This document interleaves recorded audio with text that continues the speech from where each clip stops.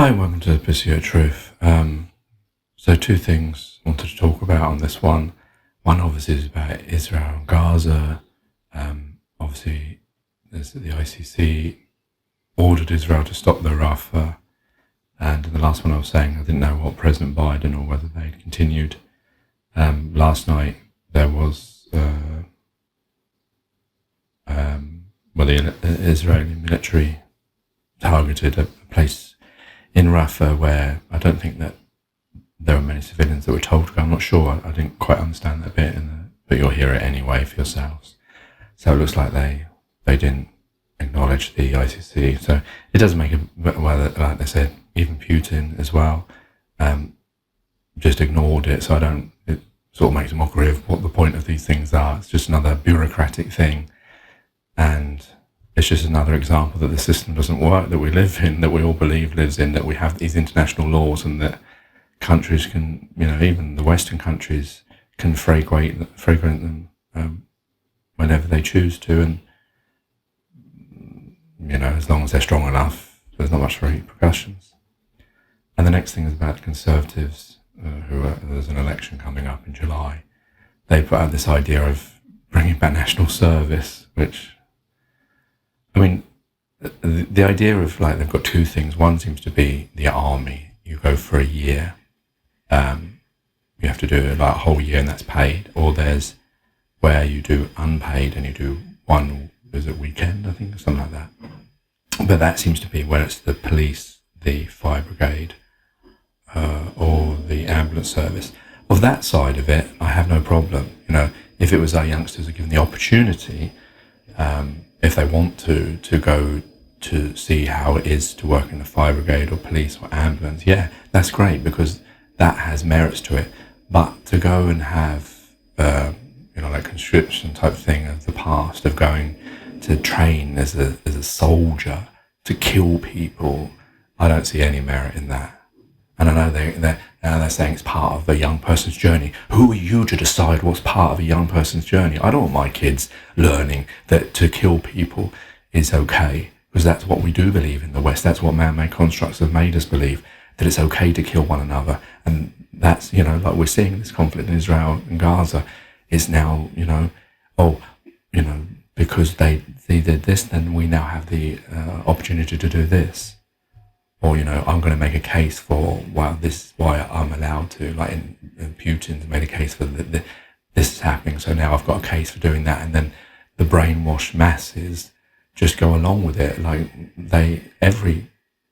That's what this is part of. It's about patriotism, but patriotism tends to be very blind. So because you're, whatever tag you put on yourself, you then will follow mostly whatever your leaders have put you forward through.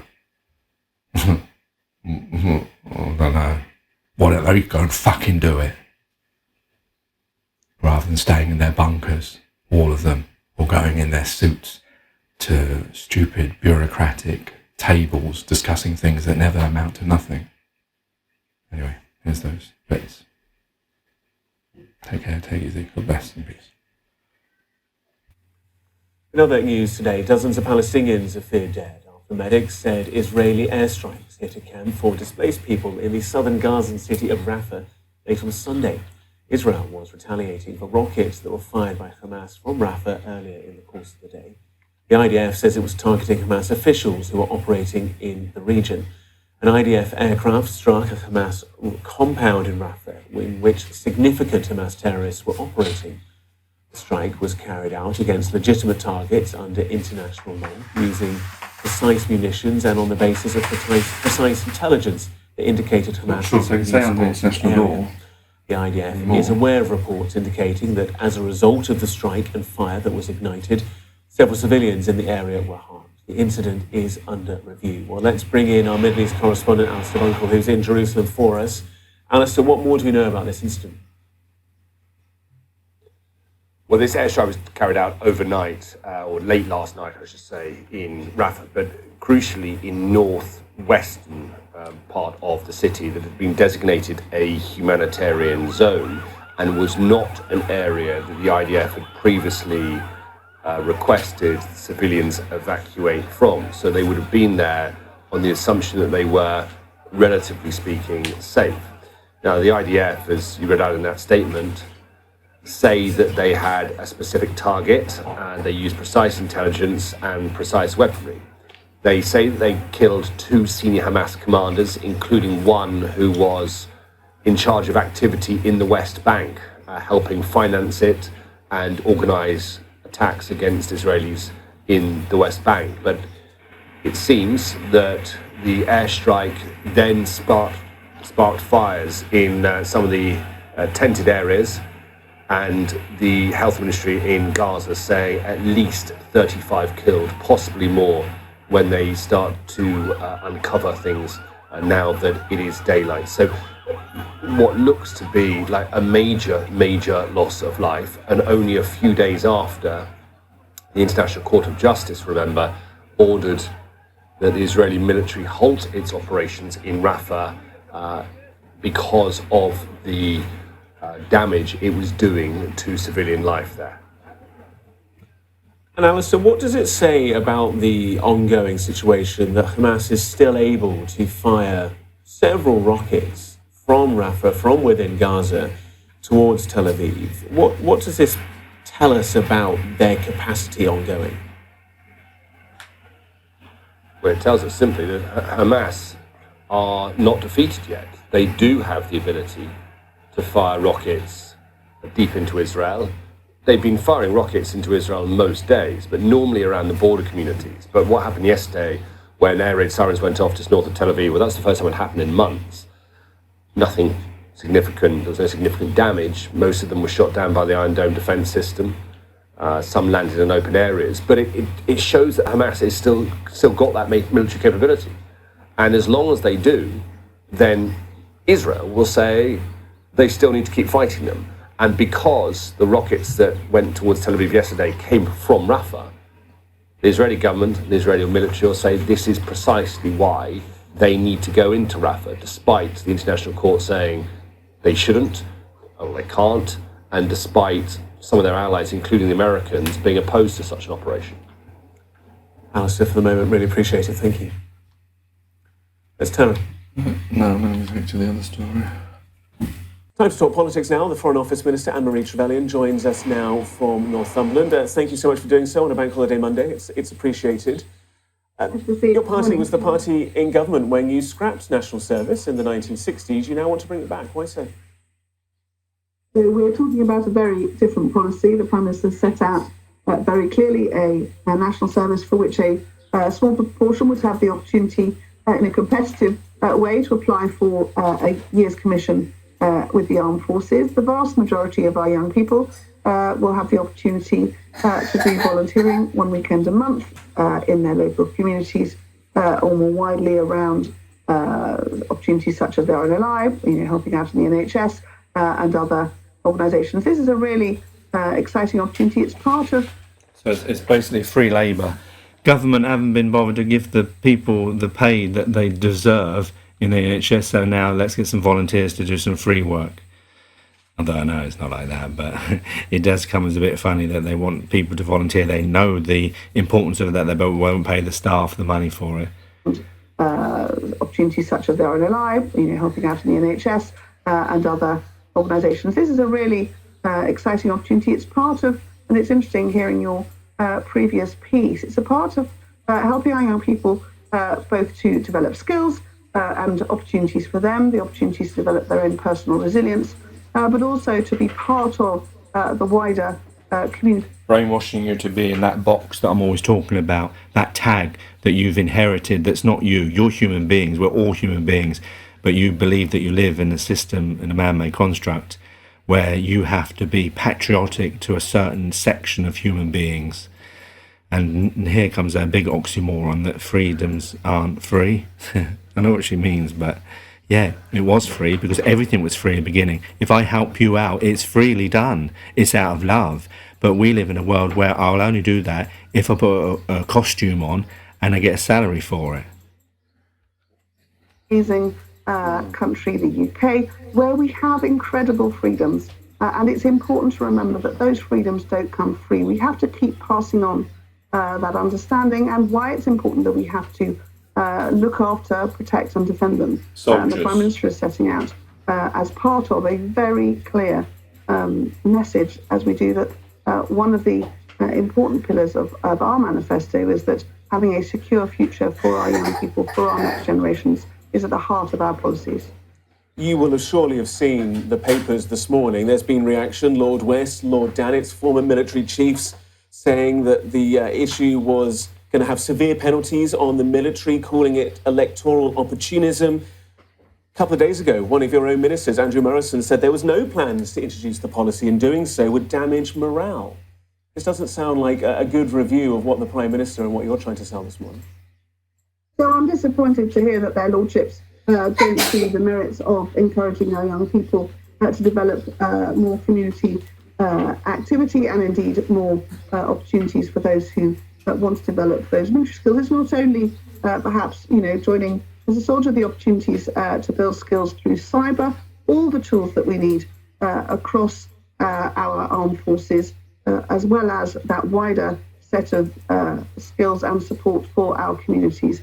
And I hope that as they read the policy and they understand that when the Royal Commission would be set in place to put this together before a National Service Act was brought in, setting out the mandatory nature of the policy. But this is about helping our young people to build those skills. We've seen through the challenges that they faced. So patriotic. Not patriotic, it is patriotic, but so patronising the way that an older person talks about young people, as if young people tend to be a lot more attuned and woke than the old racist people. Not saying that in this case, but this does seem to be a policy that's looking for the older vote, because I don't think that many young people are going to want to voluntarily do this, especially the soldier part. But maybe they will, because there'll be a lot of people that have been brainwashed to think that it's okay to kill, or find it exciting that they may have to go to war and kill people. And this is what we're encouraging. They can't even pay for schools. They can't even pay for all the services that we all need, and yet they've got billions to waste on this. Making soldiers in one way or another, mentally putting us in this box rather than seeing us as, I don't know, just as a patriotic ideology, isn't it? This is why I don't think Conservatives are going to win the election, but anyway.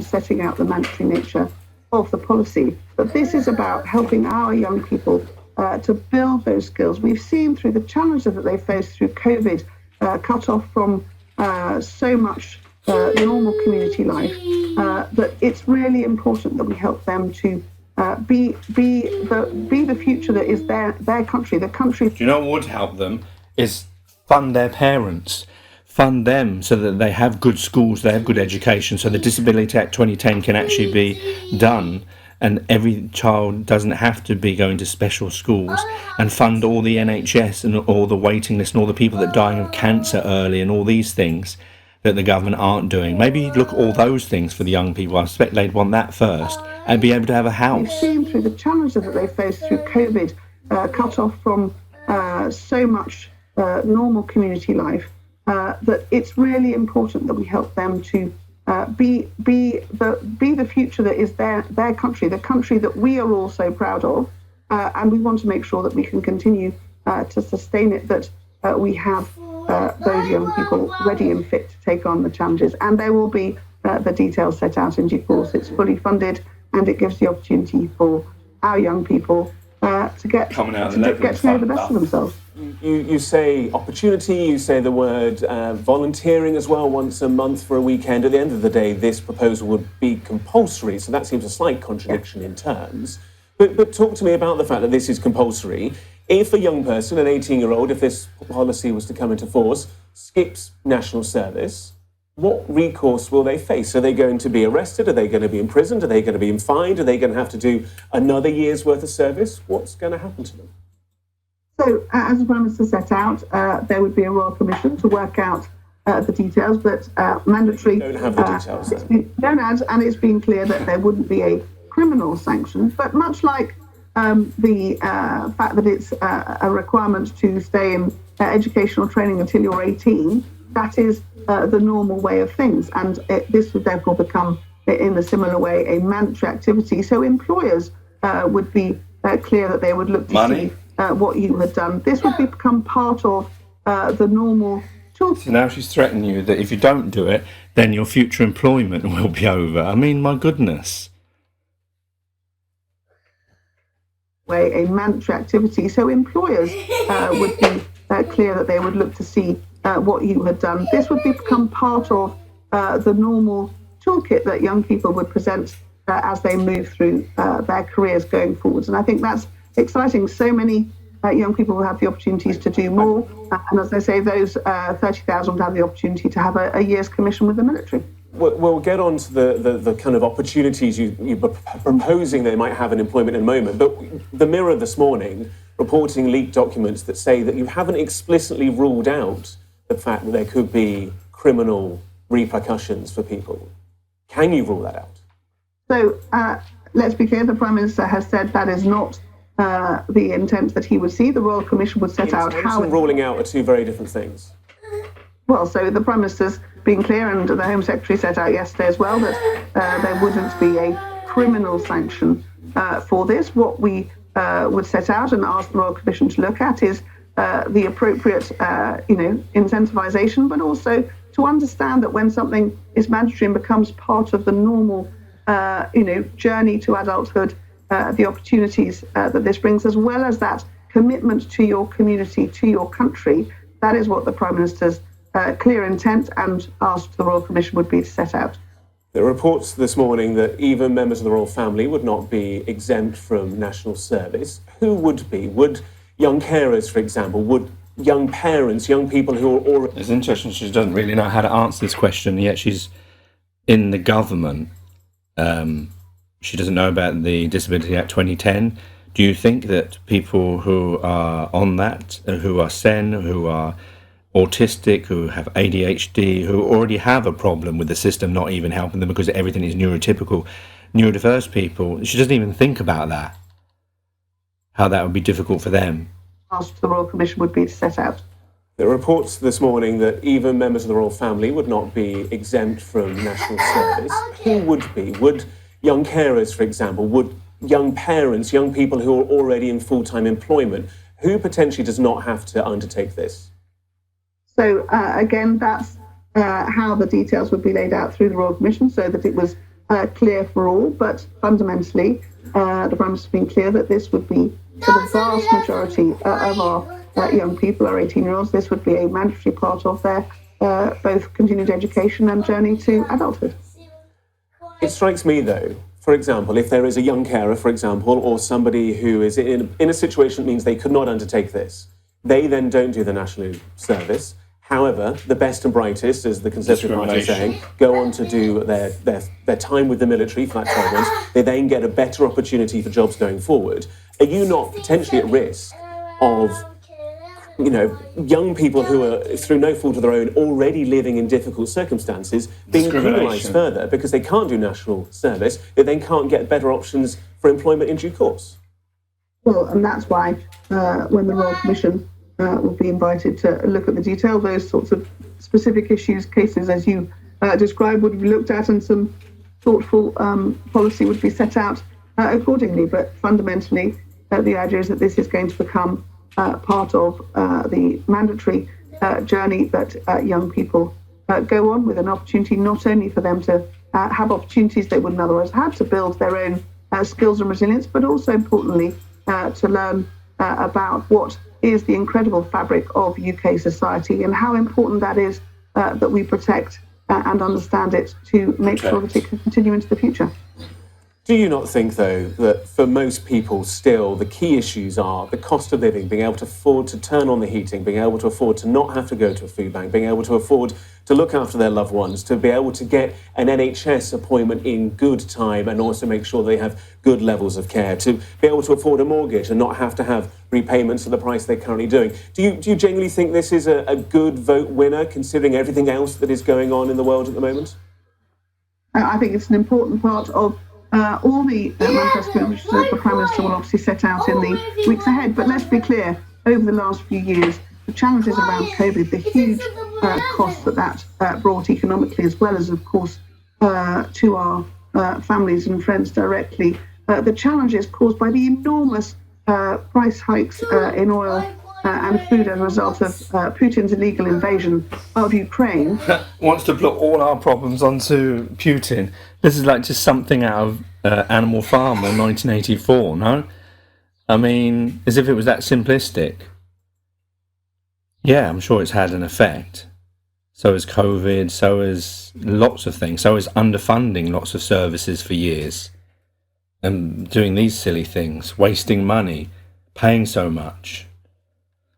But let's be clear, over the last few years, the challenges around COVID, the huge costs that brought economically, as well as, of course, to our families and friends directly, the challenges caused by the enormous price hikes in oil and food as a result of Putin's illegal invasion of Ukraine, these created enormous financial pressures. And the Prime Minister has been laser-like focused in making sure that we got to grips with inflation as quickly as possible, saw interest rates come down, exactly so that every family has less strain on their finances. We can get back to being able to live in the real people world.